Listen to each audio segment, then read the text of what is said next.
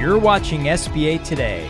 With all the latest news, stories, and advice, here are your hosts, Paul Long and Tanya Mazurek.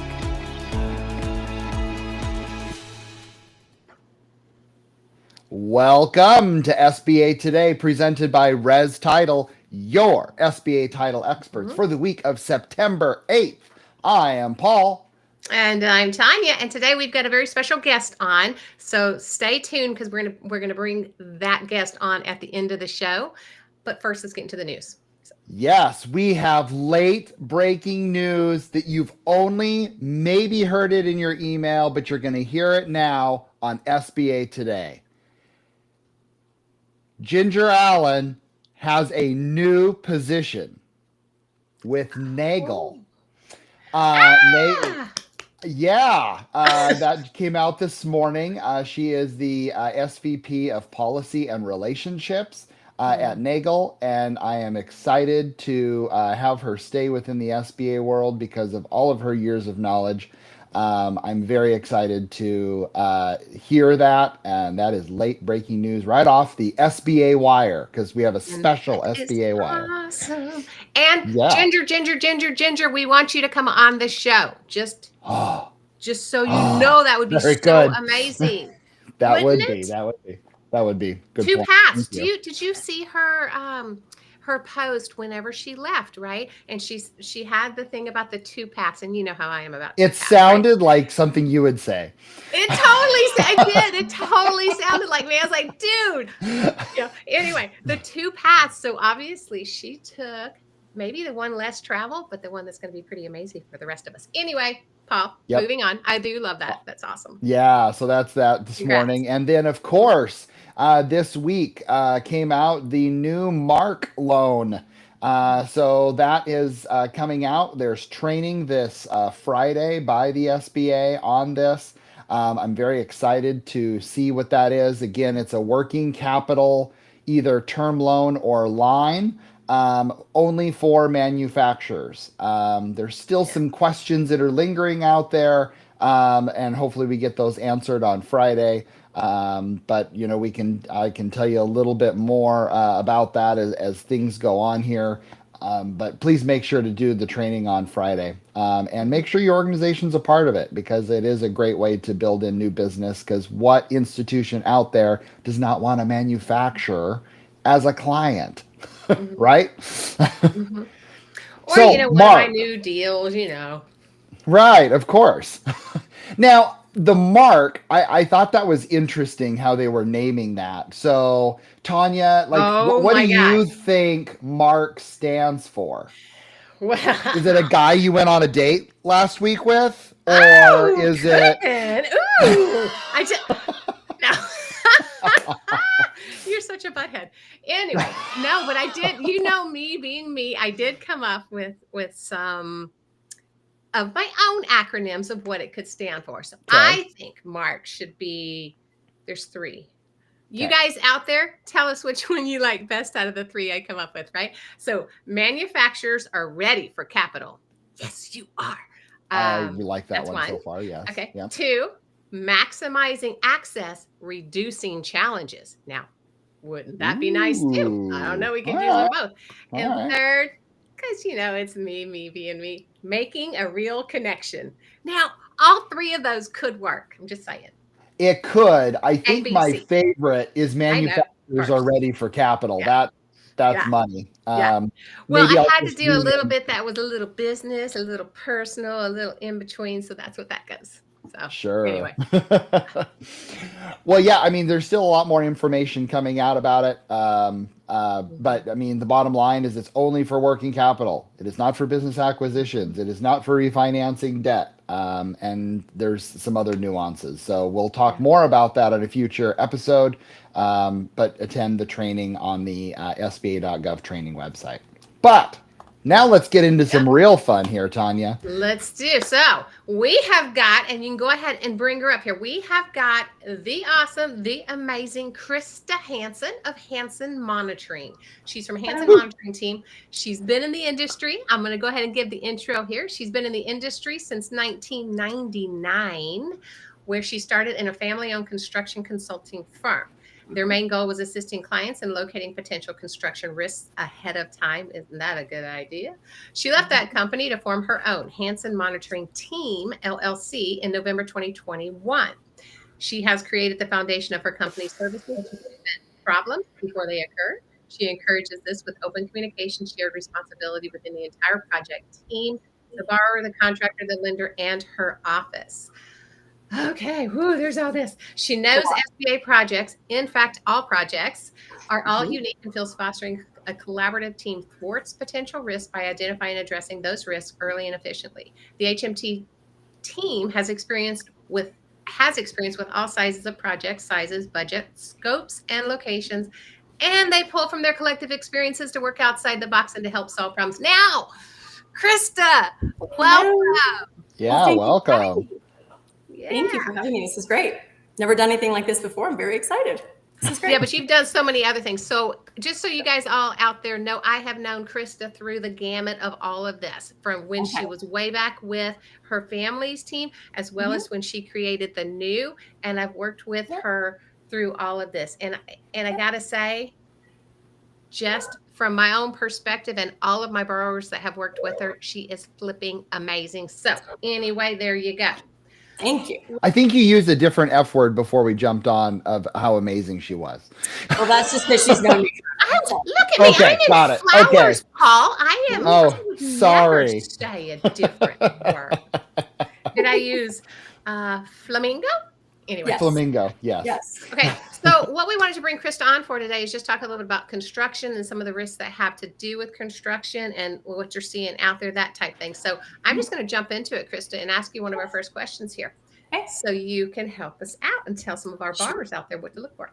What can banks do at the onset of the construction loan prior to closing to help minimize risk? Well, there's lots of things you can do. Something I hear often is making sure that the borrowers and the contractors are aware of what documentation they're going to need to provide.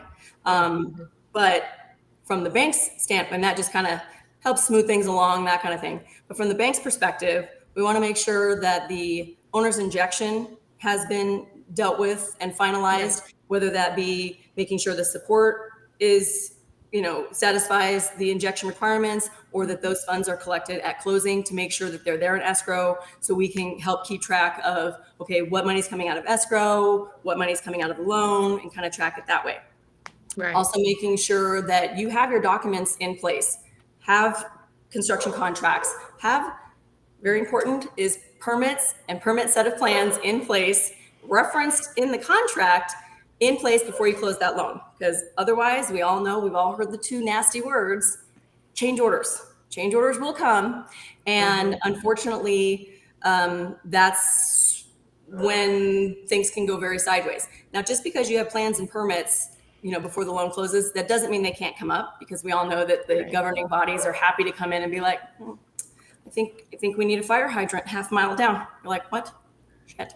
Oh, and I know you and we had a few of those loans that we dealt with, both with sidewalks, with landscaping, where they couldn't put in their landscaping, Paul, until spring, right? And so what was it? We had to get like a bond. I mean, it was, and it just created an issue with final funding. And I mean, just so many things that can come out of the woodworks when it comes to construction. Absolutely. And that research at the onset by the borrower, because it's the borrower's responsibility. It's not the bank's responsibility to go and make sure that you have what you need for the city. But that early onset research by the borrowers and the GC, a lot of time they work in tandem to make sure oh my gosh, I'm in Colorado. It snows here. Hello. You can't plant grass, when it's going to be snowing. So you're going to have to know, hey, we're going to have to get a bond. We're going to have to do it in the springtime and account for that, not only in the loan duration, but the documents you need to get from the city and all those kinds of things. So going through that, doing that legwork at the beginning is very important, I think. Right. And I think so many don't, probably. And I think that was one thing that I recognized with you, is that oftentimes, literally, you caught things that maybe I should have probably early on or looked at a little bit more when it came to sources and uses and stuff like that. So let's talk about the sources and uses and how that needs to line up. a very important thing that I've talked a lot with my clients about is getting companies like mine or me, whatever, engaged early on. Simply because I see projects that have been in the works with the bank for years, sometimes multiple years, while they're trying to find their locations and all these kind of things. I get brought in, I look at the contract, okay, that says $1.5 million. I look at the sources and uses and it says 500. I'm like, we're short. So what are we going to do about this? Yeah. And moreover, this in the back of my mind, I'm thinking, who thought it would cost 500,000? But that's another story. But going through that sources and uses, looking at not only the hard cost of the construction, how the injection plays into it, but the things, as Tanya well knows, I like to say, when you look at the construction contract, it's not what's included that's really important. Yes, it's important, but what's excluded is what's important. What about signs? Is the permitting included? Permitting, those kinds of things. And you have to go through and figure out what buckets of the sources and uses do those play. And some of our clients, we track the disbursements along with them, saying, okay, this is your initial sources and uses. This time you're using this much out of this bucket, this much out of this bucket, so that they know as they go where the reallocation of fund needs to happen in order to get the new approvals through the SBA. Once we're all said and done, track it as you go. It's so much easier than trying to deal with it at the end. Track it as you go. So knowing where all of those things lie and that the sources of use and uses is sufficient is key. I just had a project recently that they've been working on it for almost a year. I come in and I'm like, you don't have enough money in your sources and uses, including the borrower's injection. Right. So everybody wasted a year. Yep. So it doesn't go well in those situations. So sources and uses is key, and then making sure it's consistent as you go and you track it and reallocate as you need to. Don't worry about the doggy, man. We have things like, that's part of being live. It's like the fun part. Right. It's all good. It is right? what it is. And you like dogs, so I already like you even more. Anyway, talk to some of our borrowers out there, right? The borrowers, because borrowers tend to not recognize why it's such a good idea to have a monitoring company up front, right? Sure. And what I have found is oftentimes borrowers are like, well, why does it cost so much? Or why does it do this? Or I can just do it myself. Or I could be my own. Yeah, no, you can't. What are some of the fine print that you find? And I know you did it with a lot of the contracts that I sent you in advance to look over prior to even moving forward, right? Sure. Tell us why a fixed price is a good idea. Tell us some of the traps that borrowers can get into that they don't even recognize they're getting into. Well, from the borrower's perspective, aside from making sure you have a good idea, a business plan, those kinds of things, make sure you know what you're getting into. So that construction contract is key. It is key. Yeah. And spending, there's a lot of headache, and I get so often, we just want to close. And I completely appreciate that. But if you don't do the legwork on the contract to begin with, you can run into a lot of problems along the way. So there's a lot of different kinds of contracts out there. Lump sum, cost plus, guaranteed maximum price. Now, what we tell the borrowers, you want to make sure that your project development, as far as the plans and whatnot, is far enough along that your contractor knows what it is that they're building, right? If you haven't been through permits or even or gotten your permits or even been through the city yet, they don't know what they're building. So you can't blame the general contractors because they don't necessarily know, right? But if you're far enough along in the process, the GC should darn well know what it is that they're building, right? So when you get the lump sum contract, it says, I am going to build this for this amount, right? Whether or not they are able to buy it down through their subs and get it cheaper, doesn't matter. You guys agreed this is a fine price, fine. A cost plus guaranteed maximum price. Oftentimes we see when maybe the plans aren't all the way finished, or there's a lot of finishes that need to be decided, especially with new restaurants or medical facilities where they're like, I don't know what I'm going to want. Where do I want eggshell white or do I want cottage white? I don't know. Do I want to upgrade the countertops? I don't know. So many whites. Right? But the guaranteed maximum price not only gives you a maximum of what it could cost, this is what it will cost based on the scope that we know. Of course, change orders can always change that dollar amount or scope, but you as the bank know, hey, this is what we're lending on. This is our cap, right? We feel comfortable that this is what it's going to be, sometimes less. And the borrowers can work with the general contractor and say, hey, I know we have a guaranteed maximum price of $500,000 to build this project, but if it comes in less and maybe you buy it down, let's do a split incentive savings. So let's say you do the GMAX for 500,000, it costs them actually 450. All right, we'll split the 50,000 savings 60-40 with you, or 50-50. So it's incentive to the general contractor to get the cost down, right? The borrower's cost really doesn't increase. The bank's happy because their numbers aren't going up, so it allows some flexibility for all parties. Cost plus, any loan, don't do it. Don't do it, because the cost, sky's the limit. The bank can't have it because you have to have a cap. So if we don't know what it's going to cost, we don't know if we can lend you the money. We don't know that you're able to finish the job with the money that we have.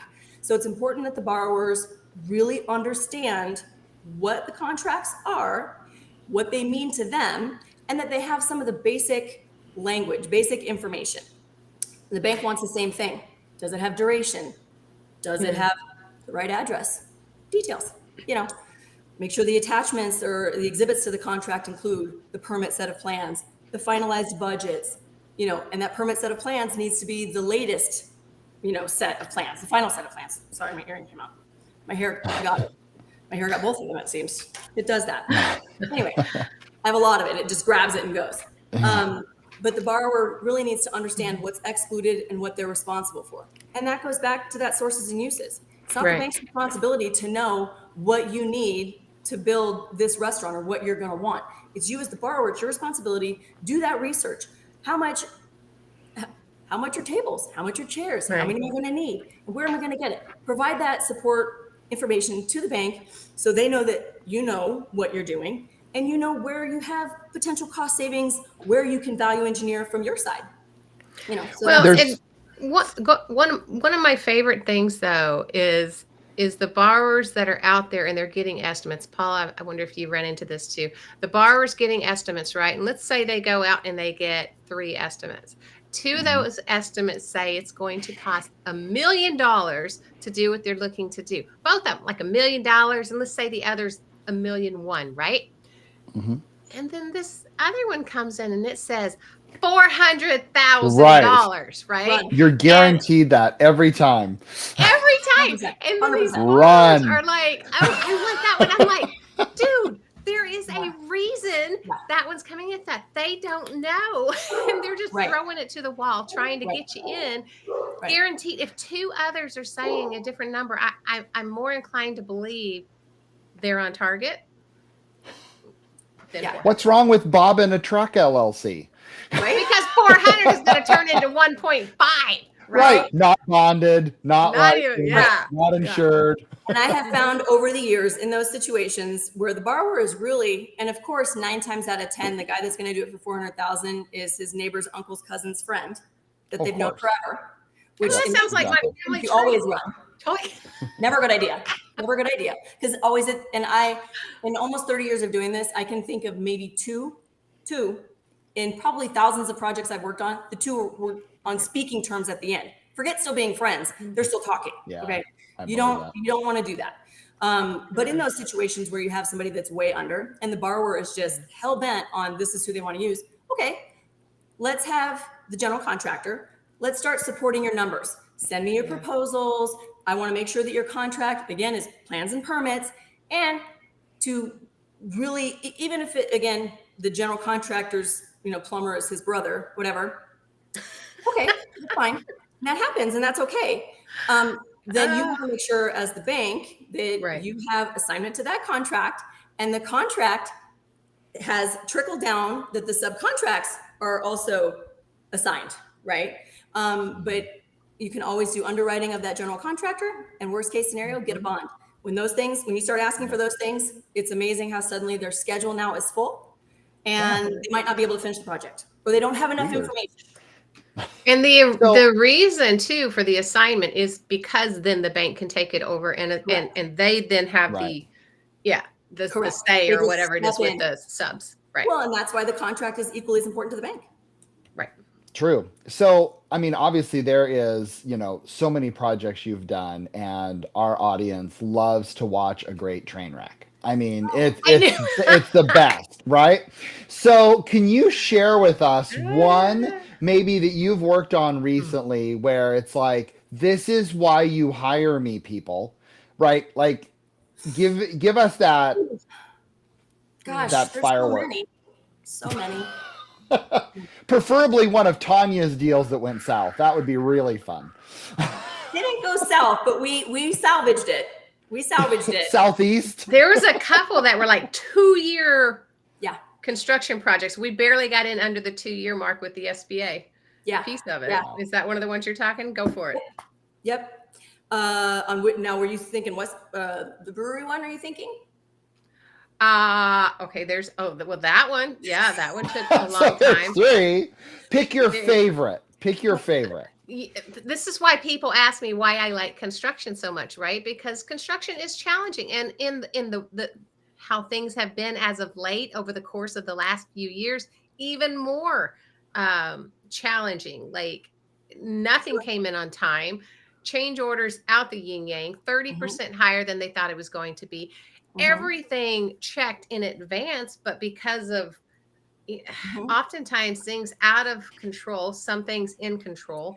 Well, they went wacky. They do. I have 2 that I'm working on currently. One is a like one of those teppanyaki places. It's been challenging. Partly because this particular restaurant, they have one contractor that is doing the build out or the specialized stuff for the kitchen and whatnot. And then you have another one that's doing the nuts and bolts of it, right? Okay. Problem is the 2 have to be working together, the 2 contractors, along with the owner who is working with the separate person that's doing equipment, those kinds of things. So if these people aren't talking, things get delayed. Or the borrower ended up purchasing equipment that didn't fit. Right. So they didn't have the equipment, their contractor. Now I like to say, I'm trying not to laugh. I was not working with the second guy, the build out guy. That was not me. My guy was the sticks and bricks main guy.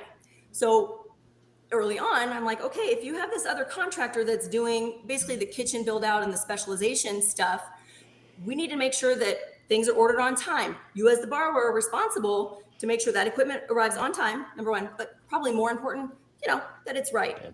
Details.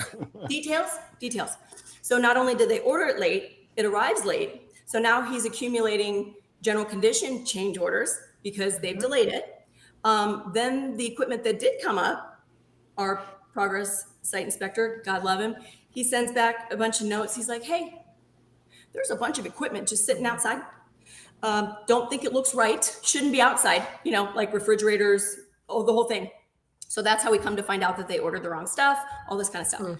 So we had to spend time with our GC that we were working with to make sure, okay, let's get with the Finnish contractor to figure out what do they need, make sure that they're not doing things in the wrong order, because they ended up going through and painting all the sprinkler heads and the lines, which is a no-no, Right. So we had to kind of baby step through and figure out, okay, what comes next? The borrower's got to come in with some serious injection at this point, and everybody, they don't like it, but from the bank's perspective, until I know what's going on, that we're going to be able to finish, not another dime is going out. And of course, having done this for a long time and have long-standing relationships, I tell them, this is what's happening. And then I call the bank. I'm like, hey, this is the situation. This is what I told them. Okay, this is what we're doing. He's like, yeah, no, absolutely. That's what we got to do. So you have to spend the time to figure out what's going on. And that's where, what Tanya said earlier, our main thing is we all like to talk. We're all on the same team. We all have the same goal of getting this project finished, hopefully on budget and on time, right? But we can't help you do that if we don't know all of the bits and pieces, right? I don't know. So once everybody has the same information, we can work together to get where we need to go, right? And this one finally is getting CFO this week. It only took an extra 8 months, but we're getting there under the 2 years. That's crazy. With equipment that fits. crazy, but I'm sure I always thought that I always say, oh God, are you kidding me? In a day, like at least 20 times. Yeah. I'm going to bet you say it more than me. Oh, wait. So put the camera on Miss Krista there. And I want Miss Krista to turn around to her little cabinet back there. And I want you to first open the right side. Go ahead. Whichever side, doesn't even matter. You open one side. So she's going to go to, oh yeah, this is her Krav Maga. So this is when she I hope I said that right. This is when she probably gets done and she's ready to like take somebody out. And not to mention when she's on a site, guys, don't mess with her. You got to get them out and you got to get it out sometimes. She might whoop on you. And now, if you flip to the other side, what she's got over there is, the liquor cabinet. That's a great combo. That's beautiful. I mean, I don't have to go Krav Maga and then have liquor to I like to say dim the pain. My husband and I laugh. We've been married over 20 years, and that's the best kind of therapy ever. Yeah. You didn't like that? You didn't like my chicken that I lit on fire in the barbecue? You hold the pad. Here we go. Here we go. And her husband and her daughter just finished, I think it was level 5. So it's one below black belt. Yes, we're into level 5. One more, and then we get to test for Don't mess with you. I would not want to piss off Krista. No. Well, it was either increased blood pressure medication or just start kicking the cat. Well, there you go. It sounds like you got your solution. Right. Yes. Well, I like it. That was good. That was really good to hear some of those, and I really appreciate you being on there. And also, I want to thank Mark Lawrence last week for sharing and giving us this topic, which had us go down this rabbit hole. And I think as a reward, we named a loan program after you because it's actually spelled MARC as well. Exactly. So it's even properly spelled. Nice. So there's our gift to you, Mark. Thank you, Mark Lawrence, for bringing that up last week too. And and he's also in the industry, so shout out to him as well. So perfect. Anyway, guys, Krista, thank you for joining us. Paul, we always love you and I being on together. But anyway, the rest of you guys, we're here on Tuesday mornings, 9 a.m. Mountain Standard Time, live on LinkedIn and or YouTube or any of the streaming platforms. Wherever you get your podcast, you can see us anytime. Go back to any of our past episodes. Go check out our family of podcasts, the Art of SBA Lending and the BDO Show. Other than that, reach out to Paul or I because we really like chatting with you and would love to hear what the next subject might be. Hey, pull a Mark Lawrence and give us another subject. Other than that, here to help if you need anything. I know, right? Go out with your big bad self, or go do some Krav Maga, or I'm not going to say open the liquor cabinet, but hey, enjoy yourselves, and we'll see you next week. Thanks. Take care. Bye. Thanks. See ya.